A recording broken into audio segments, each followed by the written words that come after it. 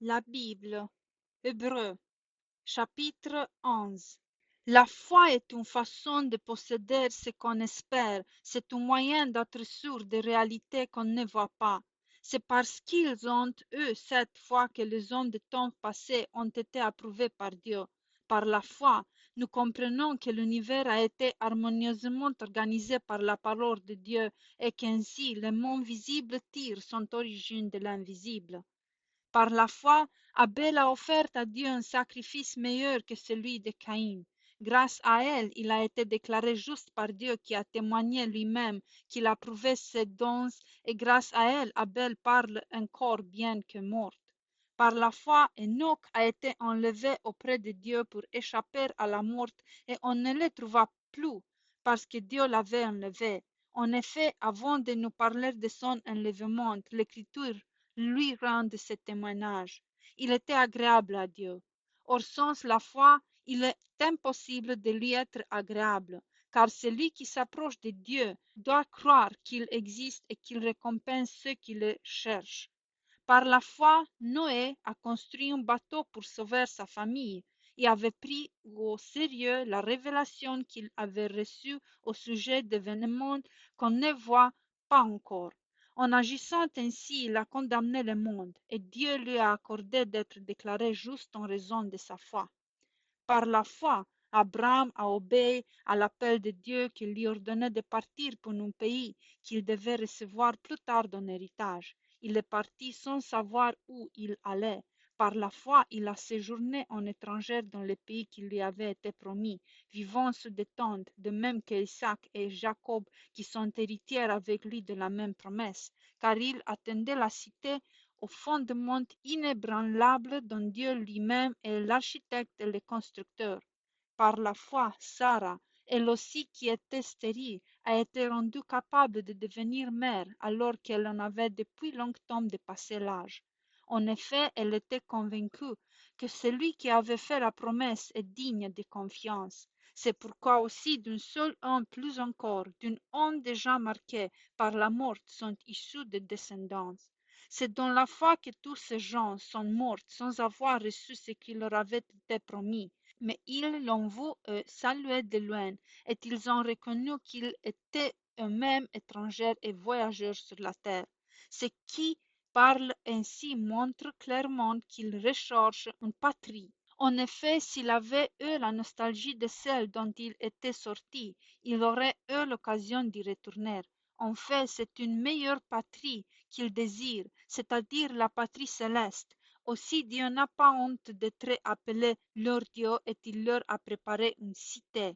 Par la foi, Abraham a offert Isaac en sacrifice lorsque Dieu l'a mis à l'épreuve. Oui, il était en train d'offrir son fils unique, lui qui eut la promesse et à qui Dieu avait dit, c'est par Isaac que tu auras une descendance. Dieu estima-t-il est assez puissant pour ressusciter un mort, et son fils lui a été rendu. C'est une préfiguration. Par la foi aussi, Isaac a béni Jacob et Esau en vue de l'avenir. Par la foi, Jacob a béni, peu avant sa mort, chacun des fils de Joseph et se prosternait pour adorer Dieu en prenant appui sur l'extrémité de son bâton. Par la foi, Joseph, à la fin de sa vie, a évoqué la sortie d'Égypte des descendants d'Israël et a donné des instructions au sujet de ses ossements. Par la foi, Moïse, après sa naissance, a été tenu caché pendant 3 mois par ses parents, car en voyant combien cet enfant était beau, ils ne se sont pas laissés intimider par le décret du roi. Par la foi, Moïse, devenu adulte, a refusé d'être reconnu comme le fils de la fille du Pharaon. Il a choisi de prendre part aux souffrances du peuple de Dieu plutôt que de jouir momentanément d'une vie dans le péché. Car estima-t-il subir l'humiliation que le Christ devait connaître constituait une richesse bien supérieure au trésor de l'Égypte. Il avait en effet les yeux fixés sur la récompense à venir. Par la foi, il a quitté l'Égypte sans craindre la fureur du roi et il est resté ferme, un homme qui voit le Dieu invisible. Par la foi, il a célébré la Pâque et a fait répandre du sang sur les portes pour que l'ange exterminateur ne touche pas le fils aîné des Israélites. Par la foi, les Israélites ont traversé la mer Rouge comme une terre sèche, alors que les Égyptiens qui ont essayé d'en faire autant ont été engloutis.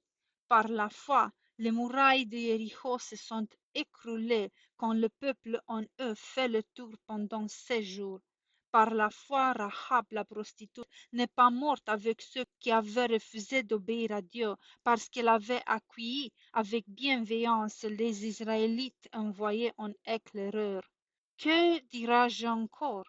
Le temps me manquerait si je voulais parler en détail de Gédéon, de Barak, de Samson, de Jephthé, de David, de Samuel et des prophètes. Grâce à la foi, ils ont conquis des royaumes, exercé la justice, obtenu la réalisation des promesses, fermé la gueule des lions. Ils ont été des feux violents, échappés aux tranchants de l'épée. Ils ont été remplis de force alors qu'ils étaient faibles. Ils se sont montrés vaillants dans les batailles. Ils ont mis en fuite des armées ennemies. Des femmes ont vu leur mort ressusciter pour leur entre rendu. D'autres, en revanche, ont été torturés. Ils ont refusé d'être délivrés afin d'obtenir ce qui est meilleur, la résurrection. D'autres encore ont enduré les moqueries, les fouets, ainsi que les chants et la prison. Certains ont été tués à coups de pierre, d'autres ont été torturés, sciés en deux ou mis à mort par l'épée. D'autres ont mené une vie errante, vêtus de peaux de moutons ou de chèvres, dénués de tout, persécutés et maltraités. Eux dont le monde n'était pas digne. Ils ont erré dans le désordre et sur les montagnes vivant dans les cavernes et les antres de la terre. Dieu a approuvé tous ces gens à cause de leur foi, et pourtant aucun d'eux n'a reçu ce qu'il leur avait promis. C'est que Dieu avait prévu quelque chose de meilleur pour nous. Il ne devait donc pas parvenir sans nous à la perfection.